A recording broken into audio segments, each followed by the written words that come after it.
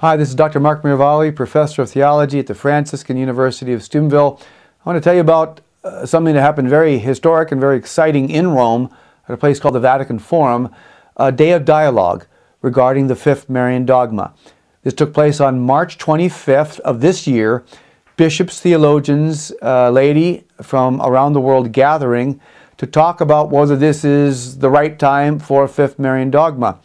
I want to give you an update of what happened, and as I'm speaking, let me also mention you can go there directly. You can go to InsideTheVatican.com and actually see the presentations that were given. There were approximately 2,000 people live streaming this event, experiencing it live. What took place? So bishops, theologians, laity coming to Rome talking about, is this the right time for the fifth Marian Dogma? All put on by Inside the Vatican magazine. What were the results? Well, again, you can see for yourself, but let me summarize some of the keynotes. It was a unanimous call by the panelists that this is exactly the time for the fifth Marian Dogma. Now it is time. The time is right. It is today.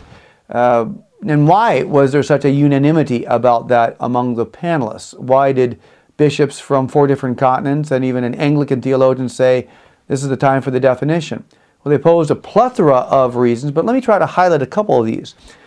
2 bishops from Asia, and I think you'll find this fascinating, said that it's already well established in Asian culture that a woman or a mother would be the vehicle by which to convey mercy or grace from God or a God. Of course, in the Asian cultures, you can have polytheism, but that it is a set part of culture that a woman would convey mercy from a God to an individual human being. In fact, Archbishop Arguelles of Lipa, Philippines said, in the Chinese language, the symbol for love is a mother holding their child. Archbishop Chinnappa from Madras, India, confirmed this powerfully in his presentation by saying, in many of the religious sentiments of the different peoples, massively multicultural individuals and groups in India, the world's second largest country, the common denominator is love from a mother. In fact, in many of their religions, they create a mother figure, either a mother goddess or a mother intercessor, because the people feel that God is just too distant. Now we're talking again about polytheism and a multi-God concept.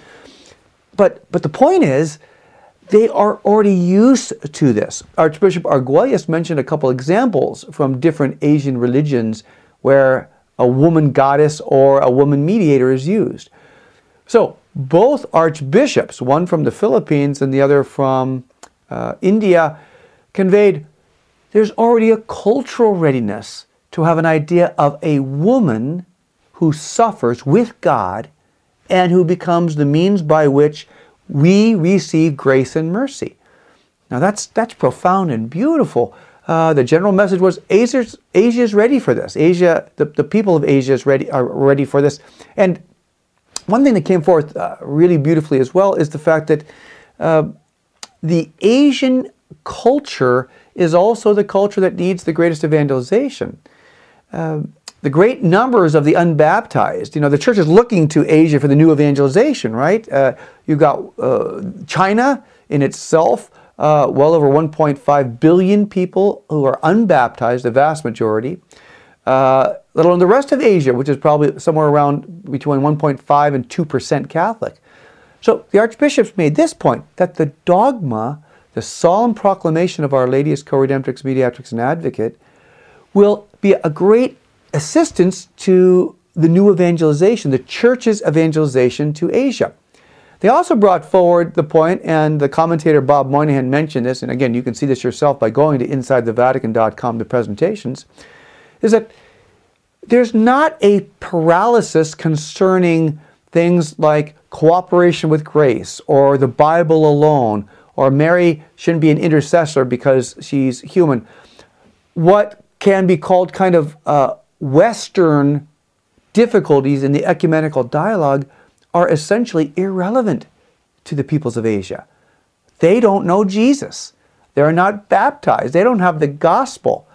And, you know, in one sense, that means they're not prevented. They're not hindered by some of the distinctions, perhaps important and certainly important, but secondary to the fact that they don't have Christ. So the Marian dimension, based on the culture, would be a welcomed opportunity of bringing Jesus Christ and the Church and Our Lady to Asia. So this is rather remarkable. And again, sometimes we see elements of Our Lady so much in our own context and our own culture, saying, well, you know, we don't want to upset Protestant Christianity. My gosh, there are so many people that don't know Jesus at all. And these archbishops are saying to solemnly define, for the Pope to solemnly define Mary as the spiritual mother of all humanity, it's already second nature for the unbaptized of Asia. It's in their culture. This is a natural thing for them. If it's not there, they invent it in their religions. So, can we see how God has prepared the East to accept Our Lady as a mother? Isn't it a sad thing that we in the West, who have the full truth about Mary, are hesitant to proclaim the full truth about Mary? When in the East, they don't have Jesus, and yet they're already disposed to having grace and mercy from God through a woman, through a mother. So let's do what we can. I'm going to do another segment or two on the Day of Dialogue. Again, I encourage you to go to Inside the Vatican and see it for yourselves. But if not, I ask you please, with a new vigor, a new commitment, please pray for this solemn proclamation. Pray that Pope Benedict will define Our Lady as the spiritual mother of all peoples. I believe the time is more important now than ever. Yes, with the new evangelization, but also with the crisis which seems to be growing daily in the Church. Attacks on the papacy. And these attacks, my friends, so much have to do not with sexual abuse, although that's an element, and there's been great mistakes and horrific sin involved there. But what's really taking place right now is an attack, I think an organized attack against the papacy. And that's one more reason why we need Our Lady. And we're going to talk about it in our next segment. Mark Miravalle for Mcasts. Pray for the Holy Father. Pray for the Dogma. God bless.